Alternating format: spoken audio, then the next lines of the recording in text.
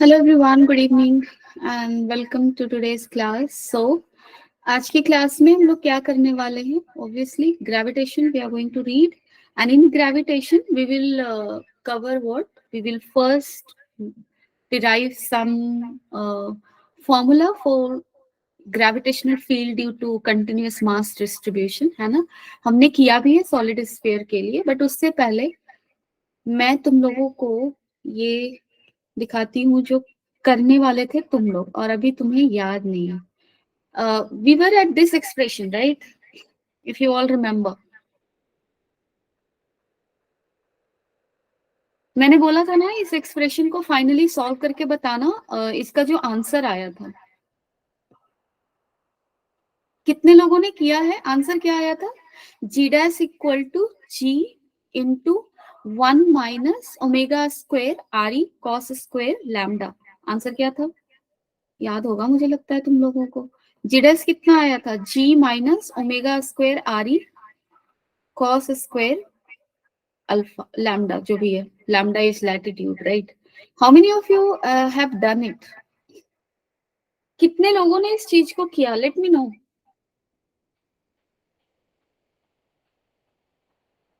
How many of you have done it?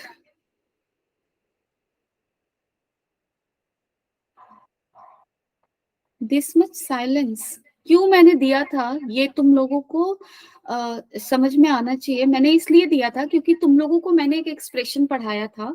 वो था binomial expansion. अगर 1 + x⁴ है तो उसको लिख सकते हैं 1 + nx if x is less than 1.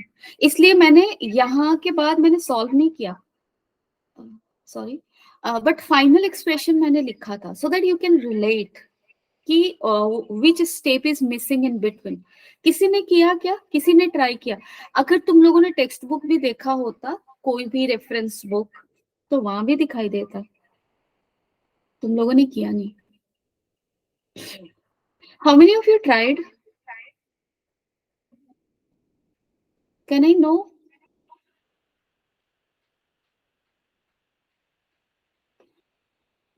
बताओ. देखो, तुम लोग क्लास छोड़कर मत भाग जाना, ये चीज बता रही हूँ बस. मैं तो पूछ ही रही हूँ होमवर्क किए हो या नहीं किए हो. Done. So let me no.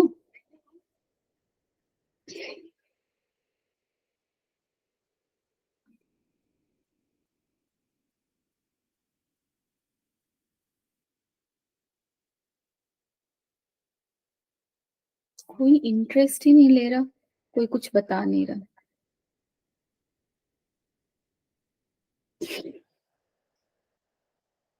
Parul, Aditya, Smith, चलो जिसका जिसका नाम दिख रहा है उसका उसका नाम ले लो. अलवीरा, और है अमन, आर्य, अभय, नंदी काबा.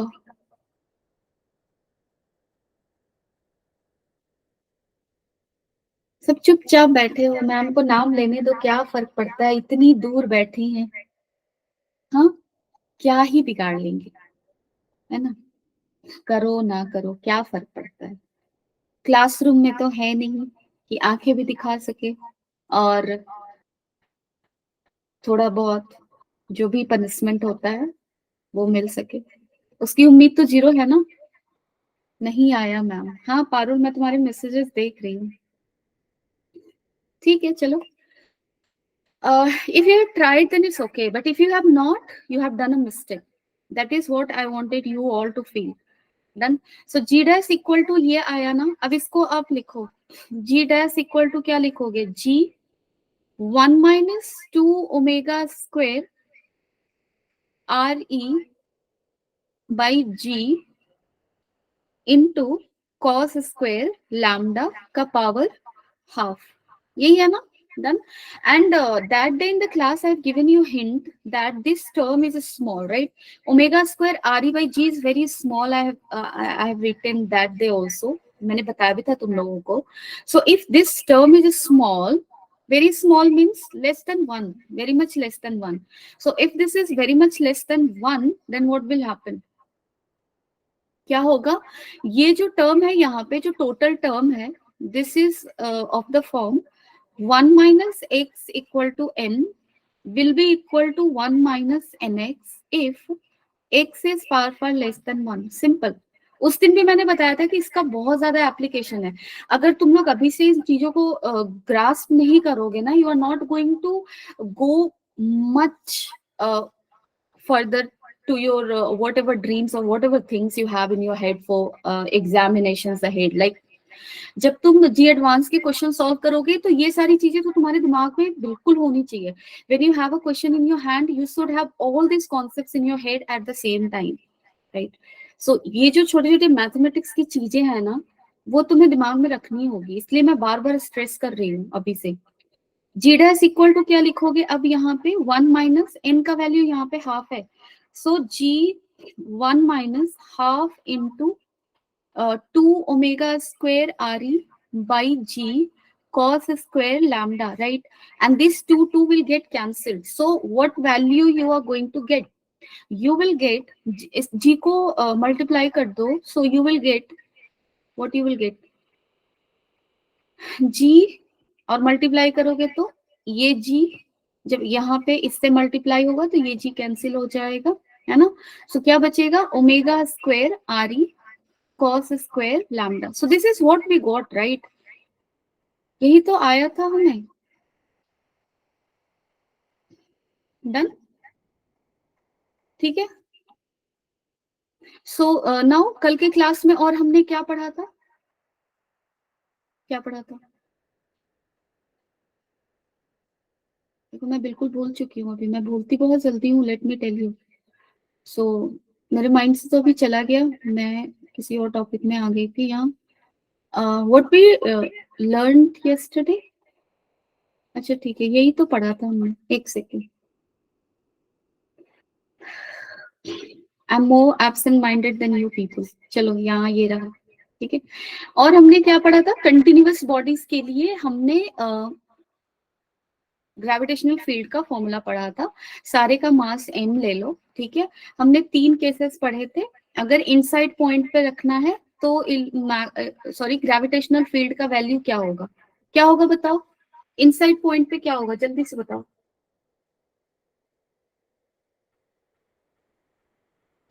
Yes, come on.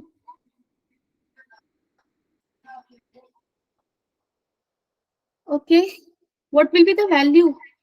एनीवन? यार तुम लोग फॉर्मूला ऐसे भूलोगे? Come on, you all need to participate. Let me know what values we got here, if you remember or not.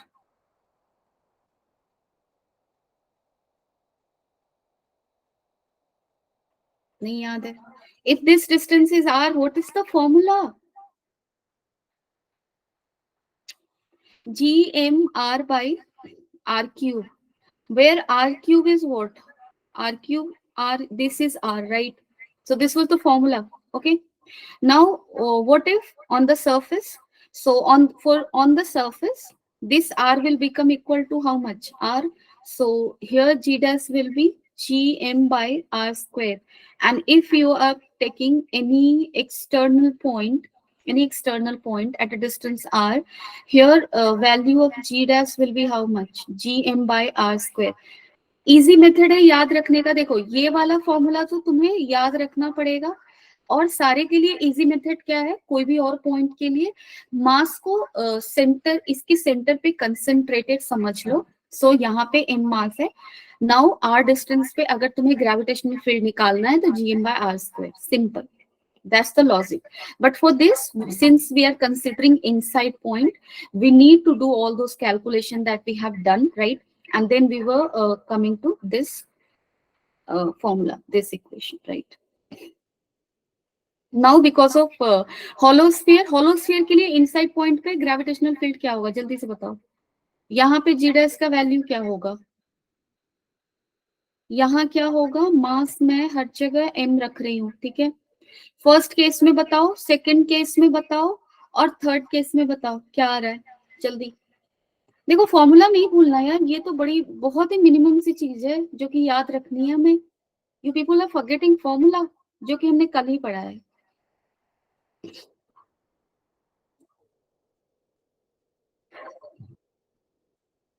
इतना तो मुझे भी याद है. Come on, I'm not going to move ahead if you're not going to tell me the formula in first case. Come on. और अगर तुम लोगों ने नहीं बताया ना, later ahead I'm not going to ask anything. Either तुम अभी बताओ मैं move करूं, या फिर you just like you are treating me like I'm on a radio station and I will just deliver the content. ऐसा होगा. ऐसा होगा तो मैं भी वही करूंगी, फिर कंटेंट डिलीवरी करते हैं हर जगह. Okay, JMB Ahmednagar. I got one response. This is for which case? Can you tell me? The answer that you have given, किस केस के लिए आपने लिखा है?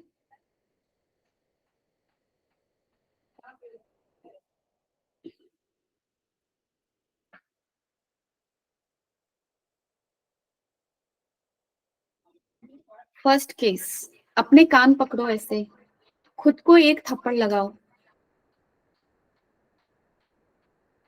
चिल्ला चिल्ला कर मैं कल से क्लास में बोल रही हूँ और तुम लोगों को ये चीजें समझ नहीं आ रही. हाँ, मैंने कितनी बार ये कॉन्सेप्ट बता चुकी हूँ, मतलब मैं इतना स्लो जा रही हूँ तुम लोग को सिलेबस को लेकर, और तुम लोग हो कि मतलब इस चीज को कंसिडर ही नहीं कर रहे हो. पारुल, मैं क्वेश्चन रिपीट करूँ. क्वेश्चन तो ये है कि ये होलोस्फीयर है. Question is this is a hollow sphere, और होलोस्फीयर के हर केसेस में मास दिया हुआ है, एम मास है. इनसाइड पॉइंट पे ग्रेविटेशनल फील्ड निकालनी है. We have done it already in previous class, और हर डेरिवेशन में हमने इस कॉन्सेप्ट को एक्सप्लेन किया है.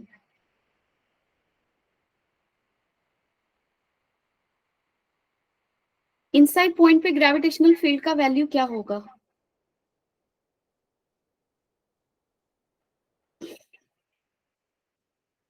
You people don't deserve any re-explanation, पता है? You don't deserve it.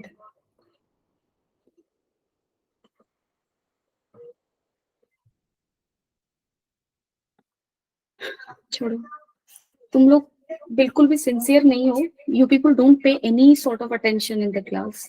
Anyway, let me move ahead. In that case, I should also be attentive of my syllabus coverage. This is the center of ring, and because of ring, you have to calculate what? You have to calculate gravitational field at this point.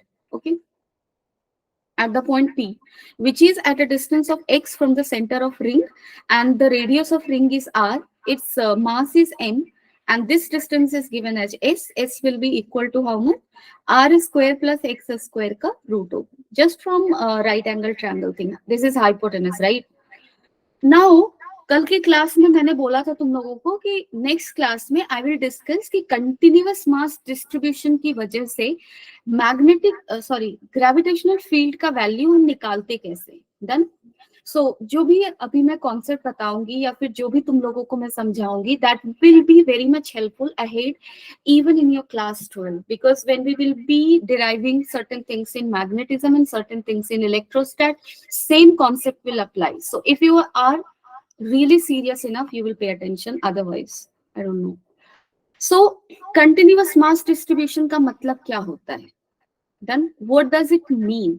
So इसका मतलब ये है कि you just do one thing, give me 30 seconds, okay?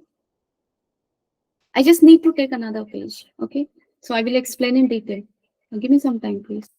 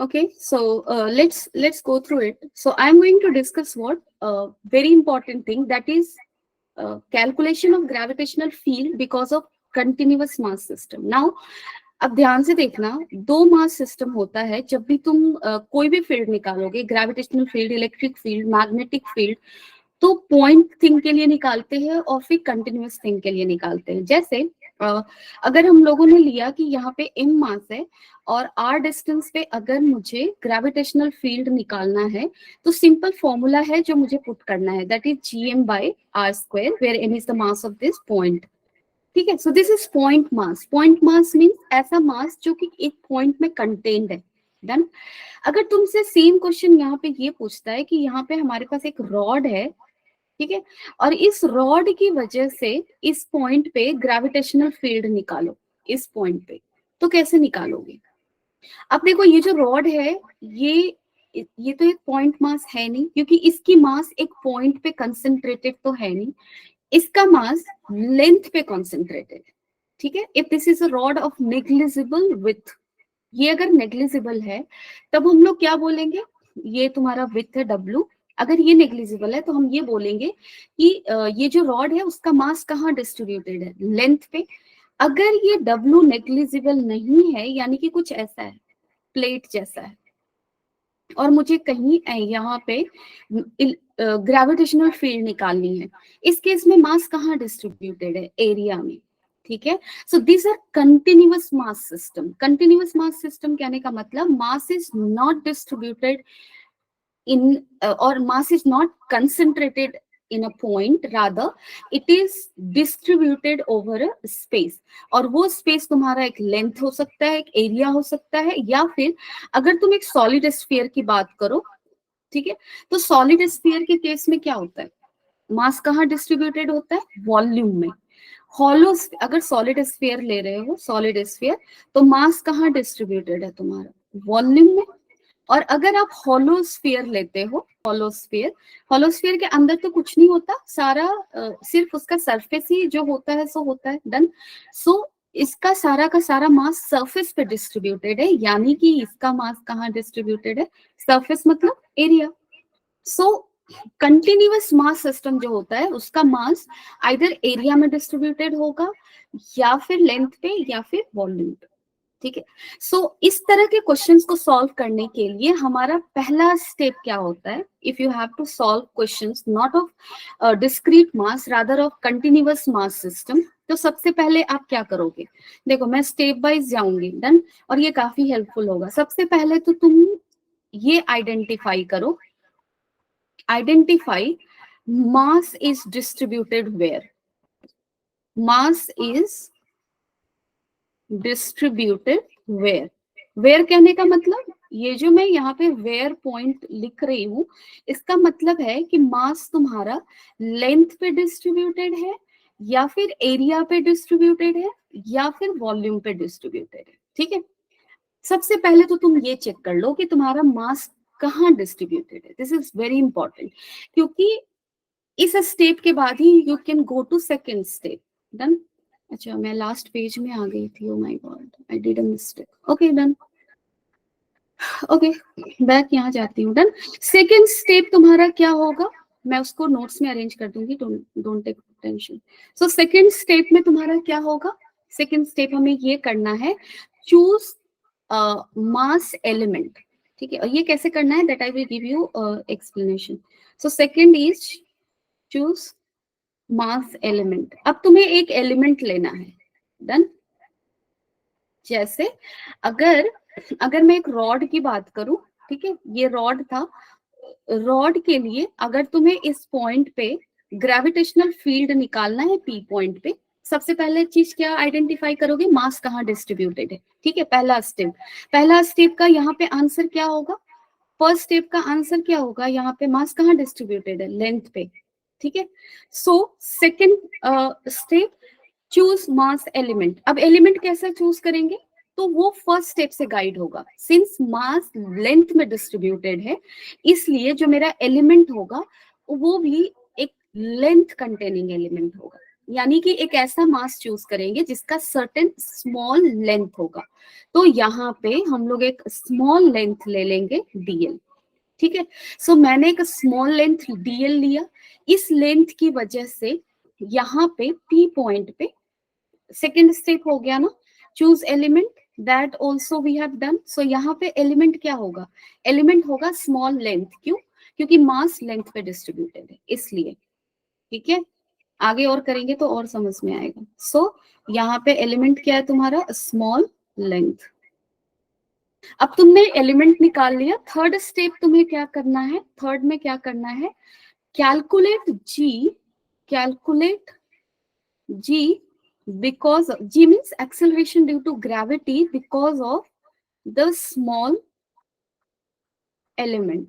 जो तुमने small element लिया उसकी वजह से, यानी कि जो एलिमेंट तुमने चूज किया है उसकी वजह से जिस पॉइंट पे निकालना है उस पॉइंट पे ग्रेविटेशनल फील्ड आप निकाल के देख लो, ठीक है, क्या आ रहा है। तो क्या आएगा, कैसे ग्रेविटेशनल फील्ड निकालेंगे, now this is a small length DL, done, and its mass is concentrated along length. We can assume here that this, since this width is what, negligible, तभी तो मैं बोल रही हूँ कि मास लेंथ में डिस्ट्रीब्यूटेड है। तो मैं कह सकती हूँ कि यहाँ पे जो एलिमेंट है वो मेरा कैसा एलिमेंट है, एक पॉइंट मास है, कह सकते हैं ना, इसको मैं क्या कह सकती हूँ, एक पॉइंट मास कह सकती हूँ, डन। सो इस पॉइंट मास के लिए पी पॉइंट पे ग्रेविटेशनल फील्ड का फॉर्मूला क्या होगा, so small gravitational field because of this small element will B in which will be of what magnitude first, so g into mass of this element। अब तुम्हें इसका मास निकालना होगा, so this is very significant here। so अगर तुम्हें इस rod का मास suppose कर लो, इस टोटल रॉड का लेंथ l है और इसका मास m है, तो dl लेंथ का मास क्या होगा, l लेंथ का मास कितना है m, यूनिट लेंथ का मास कितना होगा m by l, dl length का मास कितना होगा m by dl होगा, sorry m by l into dl, sorry this is this right. So small यहाँ पे क्या लिखोगे, g dm by यहाँ से इसका डिस्टेंस ये होगा, सो ये डिस्टेंस को स्मॉल r ले लो, सो g dm by r का स्क्वायर। नाउ dm का वैल्यू आप पुट करोगे g by r square into dm को क्या लिखोगे m dl by l, something like that, ठीक है।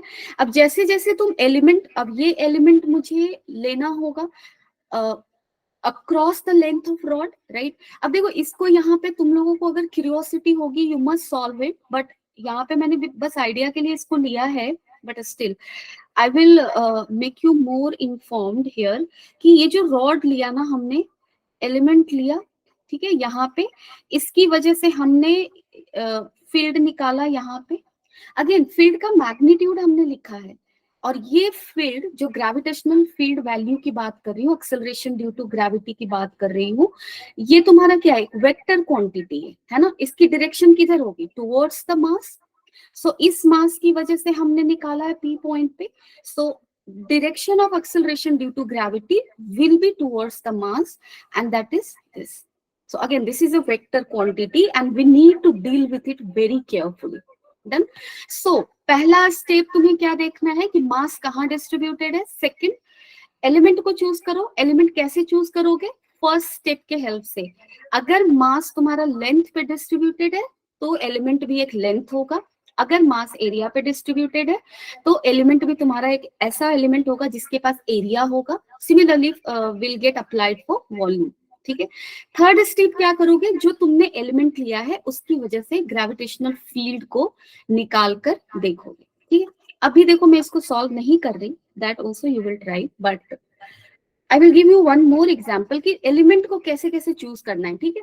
तो चलो एक काम करते हैं, जैसे रिंग को लेते हैं, रिंग, अब रिंग तुम्हारा क्या है, रिंग में मास कहाँ डिस्ट्रीब्यूटेड है, सभी लोग मुझे आंसर करो, सभी लोग पार्टिसिपेट करो, then only I will be able to make you understand, because this is a very broad thing actually, and if you are able to cover it, it's a very good thing for you, क्योंकि even if I am not there to teach you in class 12th, you will be okay with the things, no matter there will be someone else, but still anyone else, यहाँ पे ये ring है, ठीक है, और ring का thickness negligible है, done.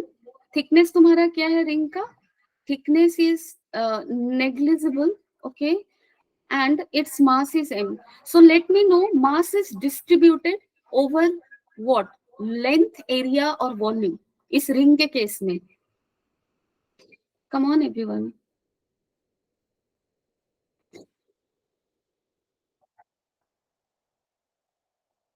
Ring के केस में मास कहाँ डिस्ट्रीब्यूटेड है?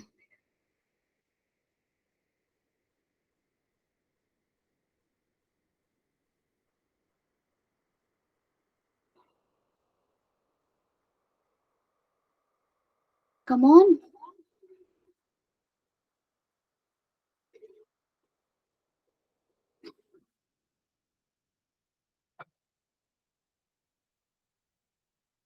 तुम लोग ऐसे पार्टिसिपेट करोगे? क्या सुन रहे हो तुम लोग क्लासरूम में?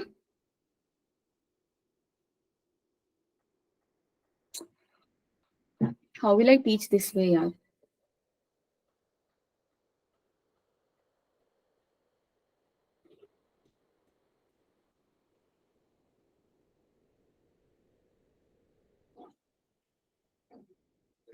ठीक है, चुप बैठो थोड़ी देर तुम लोग। अब मैं कैसे समझूं कि तुम लोग समझ रहे हो? मैं क्या करूं? You people are really making me helpless. Like, how will I understand कि you people are understanding or not? ना right answer कर रहे हो, ना wrong answer कर रहे हो। Wrong करोगे तब तो मैं समझाऊंगी, right करोगे तब तो मैं आगे बढ़ूंगी। What should I take out of it? Out of no response? Should I take like I should not discuss this?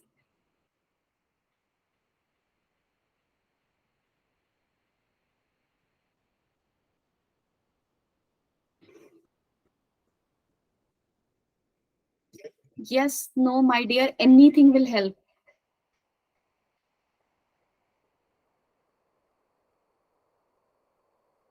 अच्छा, तुम लोग कहीं ऐसा तो नहीं कर रहे? क्लास टैब तो तुम लोगों को मिला है क्लास करने के लिए। एक टैब में क्लास मेरा लेक्चर को ओपन करके तुम लोग यूट्यूब और कहीं कहीं तो घूम नहीं रहे हो?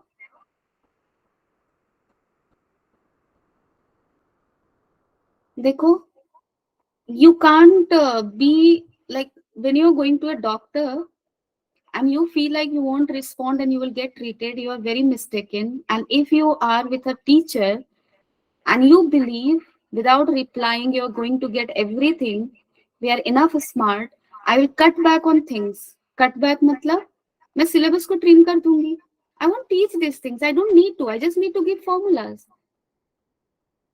So that I will do. That I will start doing. What is this attitude, really?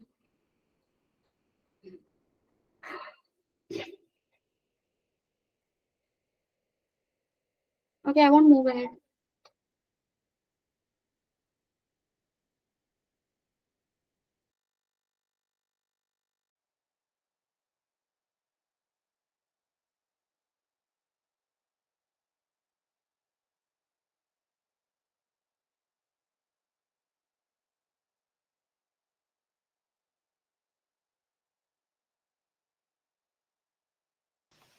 Okay, I'm not going to explain these things. I will directly go to formula. You people don't deserve it.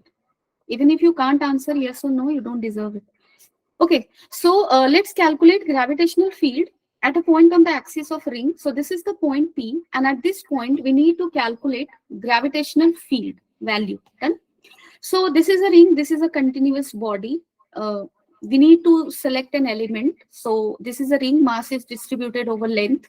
Let's take a small element which is of length dl. Okay? Because of this length dl, gravitational field at point P, that is small gravitational field at point P, will be equal to how much? It will be equal to g dm by r square plus x square. Done? क्योंकि this dz will be equal to g dm by s square, and s is equal to how much? R square plus x square root under. When we will square it, it will become this. Okay. So this is small gravitational field value. Done.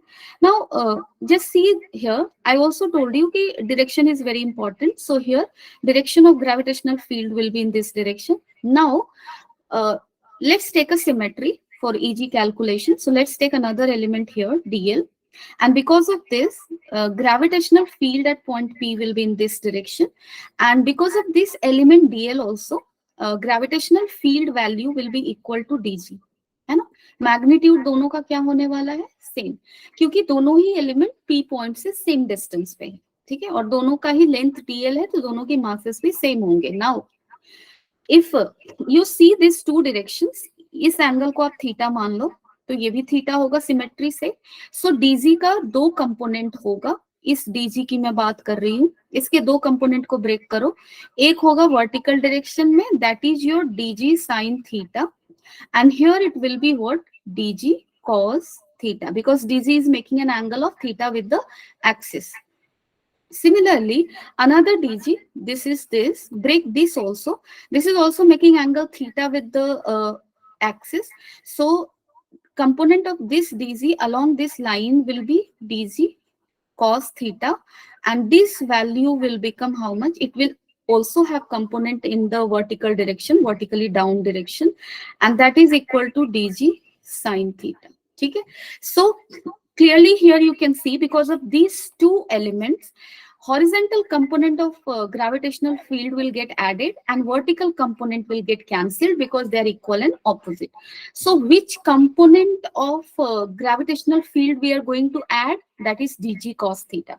Okay, so net gravitational field will be what? Addition of dg cos theta, because we can take another element here and here. Because of these two elements also, we will get like dg cos theta will get added and sin theta wala component will get subtracted. So net gravitational field at point P will be what?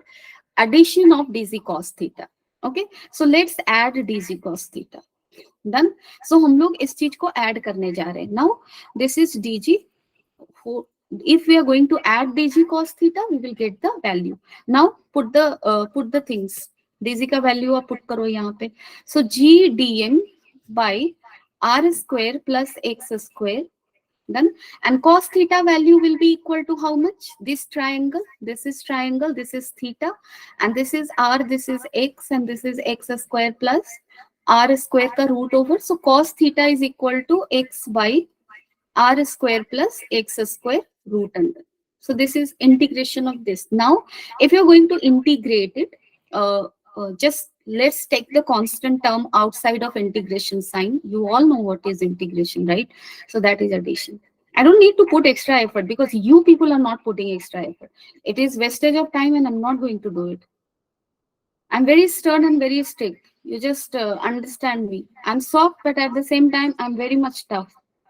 So x is a constant. X is constant here because we are calculating gravitational field at certain point P, and distance of P from its center will remain constant. It's not going to change.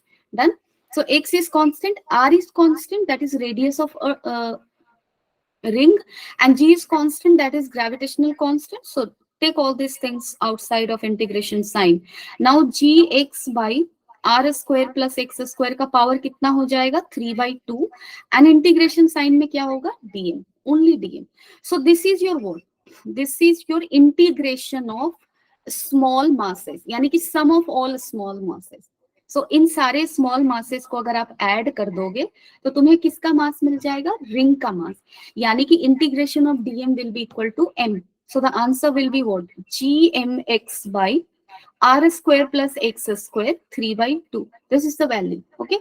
So this is the value of, so if this is a ring at P point, if you have to calculate gravitational field, its direction will be towards the center and its value will be how much? G dash will be equal to gmx r square plus x square 3/2. Done. So now we have calculated it. Now let's see on the axis of disk. So if we have to calculate gravitational field on the axis of disk, how we will go? We will go step by step. First step, identify where the mass is concentrated. So mass is concentrated in area because this is a disk, right? This thickness is negligible. This thickness is what? If this is W, this is negligible, क्योंकि अगर ये thickness negligible नहीं होगा तो इसके पास ये cylindrical हो जाएगा फिर, ठीक है। This is a disc, okay. Now mass is concentrated in area. It means second step element selection. We will select element such that it will have area. Done. तुम ऐसे इमेजिन करो कि डिस्क बनेगा कैसे। रिंग तो छोटे छोटे, जैसे रिंग कैसे बना, रिंग के लिए अगर छोटे छोटे लेंथ को, अगर ऐसे ऐसे छोटे छोटे लेंथ को अगर जोड़ते जाएंगे तो मुझे क्या मिल जाएगा, रिंग। अगर मैं बहुत सारी रेडियस का रिंग को क्लोजली रखती जाऊं सॉरी, तो मुझे क्या मिल जाएगा, डिस्क। यानी कि आर रेडियस का डिस्क कैसे बना होगा, आर रेडियस का डिस्क कैसे बना होगा, 0 से आर रेडियस के बीच में जितने भी रेडियाई होंगे उन सारे रेडियाई का रिंग को अगर रखेंगे एक साथ एक स्पेस में, तो वो सारे रिंग्स मिलकर क्या बन जाएंगे, डिस्क। तो एलिमेंट सिलेक्शन का मतलब, एलिमेंट हम कैसे चूज करते हैं, क्या एलिमेंट होता है, एलिमेंट वो होता है जिससे वो चीज बना हुआ है। तो ये डिस्क किससे बना हुआ है, रिंग से। रिंग को एलिमेंट लेंगे और वो रिंग ऐसा लेना होगा जिसके पास एरिया हो, ठीक है, क्योंकि यहाँ मास एरिया में डिस्ट्रीब्यूटेड है। Now we will select an element at any point at any distance r from the centre. यहां से तुम एक रिंग बना लो और इस रिंग का विथ ले लो, इस रिंग का विथ मान लो कितना है, dr है, ठीक है। So this is a ring and we have to calculate gravitational field at this point, at point m. So what we will do, we will calculate gravitational field because of this element at this point. Okay, so let's do that now. ये element मिला, इस element का पहले mass निकाल लो। So mass of this element will be how much, how much will be its mass. इसका area निकालो इस एलिमेंट का, क्योंकि मास किस में डिस्ट्रीब्यूटेड है, यहाँ पे एरिया में, और इस डिस्क का पूरा मास कितना दिया हुआ है, m। So mass per unit area that is sigma, sigma will be equal to m by pi r square, क्योंकि total area of disc is, radius of disc is r और यहाँ पे a दिया हुआ है, तो चलो a के टर्म में चलेंगे। Done. So pi a square, so radius of disk is a, so its area is pi a square, its mass is m, so mass per unit area is this much. Then if we have to calculate mass of a small area, that is mass of this ring, then we will multiply area of this ring with sigma, right? So dm क्या होगा तुम्हारा, इस ring का area निकालो, ठीक है। अगर आप लोगों को याद हो, रिंग को अगर तुम खोलोगे तो क्या बनेगा, ओपन द रिंग, रिंग को अगर आप खोलते हो तो एक लाइन ऐसे बनेगा, और अगर उस रिंग के पास विथ है, dr विथ है, तो वो लाइन ऐसा बनेगा। इस लाइन के पास कितना विथ होगा, dr विथ होगा, ठीक है। डन। और इसका लेंथ कितना होगा, इस रिंग का perimeter, so that is equal to how much, 2 pi r। Done. So its area will be equal to how much, length is 2 pi r, width is dr, so its area will be 2 pi r dr. So its mass will be area, small area, into mass per unit length of, mass per unit area of the disk, so that is equal to m by pi a square, ठीक है। I'm not going to solve it completely, but I will take you to the final expression, don't worry. And this is dm. Done. Now let's write gravitational field because of this small element. अभी ये small element है क्या, ring है। Done. So ring के लिए यहाँ पे अभी अभी हमने देखा, अगर रिंग है और रिंग के लिए अगर किसी पॉइंट पे फील्ड निकाल रहे हो, तो फील्ड टुवर्ड्स द एक्सिस होता है हमेशा, यानी कि इस रिंग की वजह से ग्रेविटेशनल फील्ड m पॉइंट पे इधर होगा। Done. And its magnitude will be how much, g into mass of ring into distance of that point from the center of ring divided by radius of ring plus x का square into 3 by 2. So here this element is ring. So if you are going to write gravitational field because of this element at point m, what you will do, you will put this formula. So g into mass of ring is this, तो आपको ये complex form put करना पड़ेगा। So this is 2r dr, m लिख लेते हैं पहले, so 2gm r dr by a square. So this is mass, right? Now g dm x, x is how much, distance of this point from the axis of ring is how much, x, तो यहाँ x ही रखो, divided by क्या करोगे, radius of ring का square plus x का square. सो यहाँ पे radius का ऑफ रिंग क्या है, स्मॉल आर है, सो स्मॉल आर का square plus what, plus x का square 3/2. This will be dg, right? If you are going to take another element, suppose ये element हमने लिया जिसका width again dr है, so इसका radius हम small r dash ले लो। इस रिंग की वजह से भी एक एम पॉइंट पे ग्रेविटेशनल फील्ड इसी डायरेक्शन में होगा, क्योंकि एलिमेंट चाहे तुम कोई भी रिंग लो, हर रिंग का सेंटर तो यही है ना, सो हर रिंग का एक्सिस सेम है। मेरे कहने का मतलब कि हर एलिमेंट की वजह से ग्रेविटेशनल फील्ड का डायरेक्शन सेम होगा, that is towards the center. Okay, so we can add it now. There is no issue with the direction, because direction of gravitational field because of every element will be towards the center. Unlike ring के case में क्या दिख रहा था, ring के case में इस top element के लिए ग्रेविटेशनल फील्ड इधर डायरेक्शन में हो गया, इसके लिए इधर हो गया, इसलिए मुझे फील्ड को कॉस साइन में ब्रेक करना पड़ा। लेकिन यहाँ पे क्या है, एलिमेंट चाहे तुम जो भी लो, फील्ड की डायरेक्शन क्या होगी, towards the centre. So you can simply now add it to get the total value. So here r is the variable, r will vary from 0 to a, and you just need to find its integration. So this is how you solve things for continuous body. I hope it is clear. There is no point of asking is it is clear or not, क्योंकि तुम लोग answer करोगे नहीं और मुझे होगा irritation, and I don't want to go through that. क्योंकि पता है in 12th class I'm dealing with the same thing, asking, nobody answering. In 11th class again you people have started the same trend, asking, no answering. So now I need to take my befitting lesson. I should not ask. Simple. This should be clear in my head now. So till now what we have studied, Kepler's laws, law of orbit, Kepler के 3 law थे, law of orbit, law of area, law of period. ठीक है, law of orbit में हम लोग क्या पढ़े थे, हम लोग ये पढ़े थे कि जो सैटेलाइट्स है वो प्लैनेट्स के अराउंड, या फिर जो प्लैनेट्स है वो सन के अराउंड किस ऑर्बिट में जाता है, एलिप्टिकल ऑर्बिट में। लॉ ऑफ एरिया क्या है, लॉ ऑफ एरिया हमने देखा था कि अगर कोई भी सन को ये एक फोकस पे सन को रखो, अगर ये प्लैनेट है डन, अगर डेल्टा टी टाइम में वो इतना एरिया कवर किया और सेम डेल्टा टी टाइम में वो इधर इतना एरिया कवर किया, तो ये दोनों एरिया क्या होगा, सेम होगा। यानी कि areal velocity is what, constant. Areal velocity क्या था, कांस्टेंट था। और इसी एरियल वेलोसिटी को हमने किस फॉर्म में लिखा था, L/2m। The L is angular momentum, m is the mass of what, m is the mass of planet, right? So this is this. Okay, so that was law of area. Law of period क्या कहता है कि जो time period होता है planets का around sun, that is t square is directly proportional to length of the major axis, half of the length of major axis। यानी कि अगर यहाँ से यहाँ तक का लेंथ ये पूरा 2a है, done, so t square is directly proportional to a का क्यूब। डन, उसके बाद हमने पढ़ा कि ग्रेविटेशनल फोर्स क्या होता है।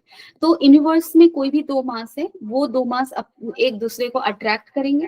डन, सो दो मासेस के बीच में अट्रैक्टिव फोर्स लगता है जिसको ग्रेविटेशनल फोर्स कहते हैं। उसका वैल्यू क्या होता है, Gm1m2 बाय डिस्टेंस का square, right. And since this is a force, this is a vector thing, m1 पे फोर्स किधर लगेगा, m1 पे m2 किधर फोर्स लगाएगा, अपनी तरफ, और m2 पे m1 की तरफ फोर्स लगाएगा, अपनी तरफ। हर मास दूसरे को अट्रैक्ट कर रहे हैं, यानी कि अपनी तरफ खींच रहा है। Done, so this is your Newton's law of gravitation, force था। नाउ वैल्यू ऑफ g, ये कांस्टेंट है, does not depend upon the nature and size of body, right. It does not depend on the nature of medium, किसी constant है ये value. Gravity at the surface of earth पे कितना था, Gme/re², कोई h height पे इतना था, है ना। डन, और क्योंकि कोई भी पॉइंट मास के लिए r डिस्टेंस पे ग्रेविटेशनल फील्ड का वैल्यू क्या है, Gm/r²। डायरेक्शन किधर होगा, towards the mass. So for earth we treat its whole mass to be concentrated at center, and that is why at surface gravitational field is equal to Gme/re का square. Done. So this is this.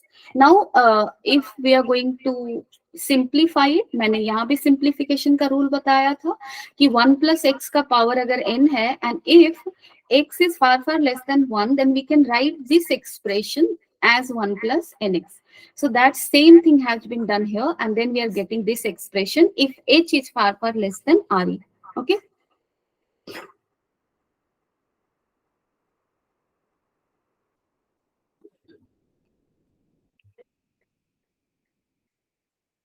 अच्छा पारुल, अभी मुझे ये चीज बताओ, अगर मैं तुम्हारे मैसेज पढ़ूं और तुम्हें रिप्लाई ना दूं, कैसा फील होगा? जिस तरह से मैं चिल्लाती हूँ ना, 5 मिनट चिल्लाई, बोल दो, तुम लोगों ने नहीं बोला। अभी अगर मैं इग्नोर करूं कैसा लगेगा बताओ, जो कि मैं भी करने वाली हूँ। Acceleration due to earth's gravity below the surface कितना होता है? g1 minus d by re. Now variation in g due to rotation of earth, this one just now we have gone through it. Now अभी तक हमने जो भी पढ़ा है उसके बेसिस पे question number 1 of NCERT, question number 2 of NCERT, 3, 4, 13, 14, 15 और 16, ये सारे क्वेश्चंस को मार्क कर लो अगर तुम लोग सच में क्वेश्चन करना चाहते हो तो। एनसीईआरटी बुक का चैप्टर नंबर 8 का ये सारे क्वेश्चन है जो कि तुम अब कर सकते हो। ठीक है, आगे जो हम लोग इस टॉपिक में पढ़ेंगे वो है तुम्हारा पोटेंशियल एनर्जी एंड सैटेलाइट सबीट। डन। सो वो चीजें हम कवर करेंगे, बहुत सारी चीजें हम ऑलरेडी कवर कर चुके हैं। डन। पारुल का जो क्वेश्चन है कि डायरेक्शन वाले क्वेश्चन नहीं हो रहे, my dear I will suggest you, अगर तुमसे डायरेक्शन वाले क्वेश्चन नहीं हो रहे हैं, please give you more time to question, क्योंकि मुझे समझ में आ रहा है क्यों नहीं हो रहे। नहीं होने का रीजन है कि तुम लोगों ने वेक्टर को सही से किया नहीं है, और यहाँ पे डायरेक्शन का मतलब ही वेक्टर है। फोर्स वाले क्वेश्चन जब तुम लोग कर रहे हो, तुम लोग वेक्टर के क्वेश्चन को सॉल्व कर रहे हो। ठीक है, सो माय सजेशन इज कि मैं दो चीज सजेस्ट करूंगी। पहला चीज तो ये कि जो भी क्वेश्चन तुमसे नहीं हो रहा है, डन, उसको सबसे पहले अपने फ्रेंड्स के साथ डिस्कस करो। उससे भी पहले, डिस्कस करने से भी पहले खुद उसको 10 मिनट टाइम दो, 15 दो, 20 मिनट टाइम दो। तुम लोग क्या करते हो ना, क्वेश्चन को पढ़ा, ठीक है नहीं हो रहा, नहीं, ओके लिव इट, ये नहीं हो रहा, तुम उसको तुरंत नहीं हो रहा की कैटेगरी में डाल देते हो। तुरंत नहीं डालना होता है। If I am telling you one thing, मैं बताती हूँ तुम लोग, मैं जब when I was in class 11th और 12th, आई मस्ट से मैं एक एक क्वेश्चन को कभी कभी 1.5 आवर टाइम तक सॉल्व करती थी, 1.5 मिनट। अच्छा, और ठीक है, 1.5 मिनट नहीं, 1.5 घंटे। क्यों? क्योंकि जब तक देखो क्वेश्चन सॉल्व कर लेने से ना, जितना समझ में आता है उससे ज्यादा कहीं समझ में आता है क्वेश्चन नहीं सॉल्व होने से। कब? जब तुम नहीं सॉल्व हो रहे क्वेश्चन को बहुत टाइम देते हो तब। This is how we learn. ठीक है, किसी बड़े आदमी ने कहा ना, गलती करो तुम सीख जाओगे। क्यों कहा? वो मुफ्त में नहीं कह के गए हैं, उसको you need to apply, you know, and that is very much true. और अभी तुम अप्लाई कर सकते हो, तुम अभी 12th बोर्ड में नहीं हो कि तुम्हारे पास टाइम नहीं है। ठीक है, अभी तुम्हारे पास टाइम है, you can do also such things, so do it. Okay Parul, I come back to you.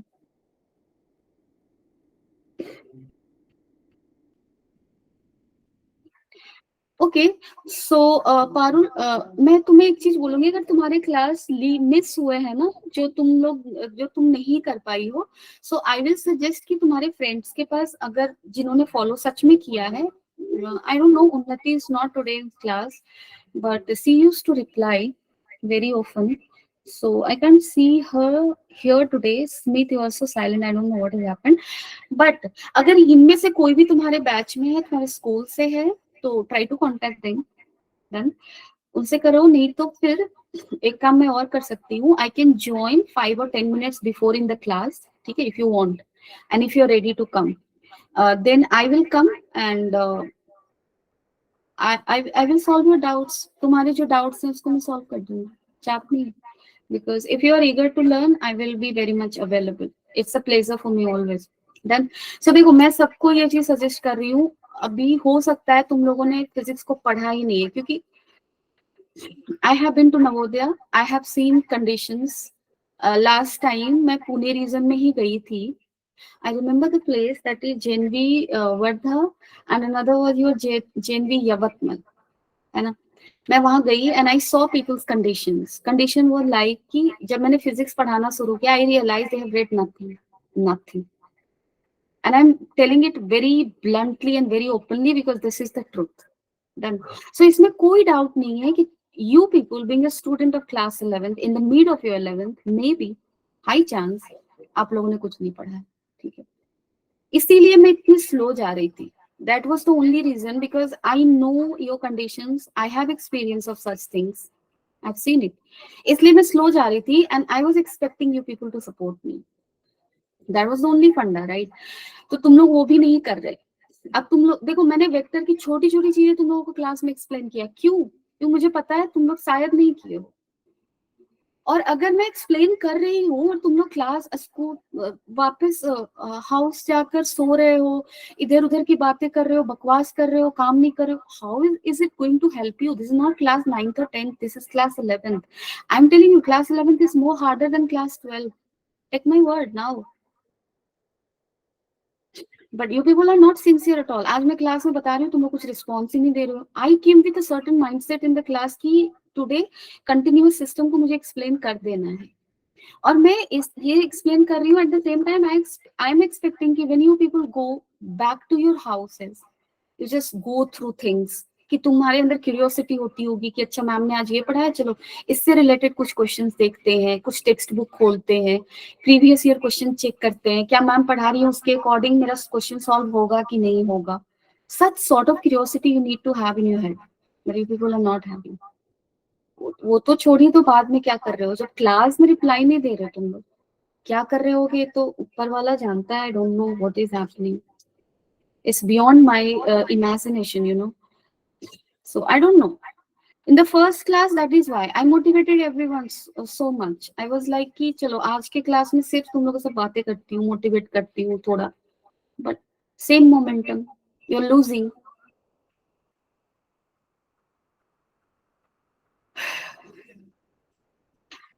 Parul, I don't want to make anyone feel bad. Just understand me. You know, I have been there in the system, and I have been the best friend of every student out there. I have my students now, so many in NIT, what Rourkela, so many in also in what is that, Roorkee, IIT. One is your Guwahati IIT and all. Some is in Patna NIT. So there's so many students, you know. I know people, and I have worked with the students. I know how you people get deviated and how less you work. Do work, please do it. And don't just think like कि नहीं हो रहा तो कल से class नहीं जाएंगे. देखो, चैलेंज को एक्सेप्ट करना सीखो. Yes, Parul, thank you so much. Only you are the person who is replying. Other people are just listening to me. They must be thinking, क्या बोल रही है, क्यों बोल रही है. और वो सोच रहे होंगे यार, अच्छा ये टाइम हो गया, 6 बजेंगे, ये सारा लेक्चर बंद, दिमाग को शांति, चलो अब एंजॉय करते हैं. ऐसा ना करो. बट देखो, हाँ, जो तुम लोग कुछ लोग हो, whoever is taking this thing seriously, you know, when you will be in class 12th, मैं बता रही हूँ, things will be very much हौले हौले. ठीक है, बहुत ही लाइट जाने वाला है. अभी से अगर तुम थोड़ा प्रेशर लोगे ना, तो बहुत सारा लाइट, बहुत ज्यादा लाइट जाएगा. So Parul, next chapter will be your first chapter of second part of physics in class 12th. ठीक है, डन. सो चलो फिर आज के क्लास में तो मैंने बहुत लेक्चर दिया. एंड आई फील लाइक कि अगले बार से तुम लोग करोगे, चीजों को फॉलो करोगे, क्लास में थोड़ा रिप्लाई दोगे. देखो, मैं बोलती हूँ, अगर तुम्हें नहीं समझ में आता नहीं, you can tell it to me 10 times 20 times. I won't get irritated in that case. But if you're not letting me know even that ki you are understanding or not, then actually it's going to irritate me. So don't do this. If you're not able to understand, say me bluntly, ma'am, I didn't get. I will explain. I'll give you extra time somehow. I will manage it. ठीक है, तो तुम लोग ये काम करो. Done. चलो ठीक है, कल फिर मिलते हैं हम लोग, और कल की एनर्जी अच्छी होगी. And we will read together and we will solve questions together. Okay, everyone take care of yourself, and come tomorrow with more positive energy, with intention to really reply in the class, with intention to participate in the class, and with intention to ask questions in the class, and with intention to stay curious in the class. Okay, so I will expect that in the next class. Okay, bye bye, take care everyone, enjoy, and don't take my words as something bad, as something good you can take. Okay, bye bye, take care.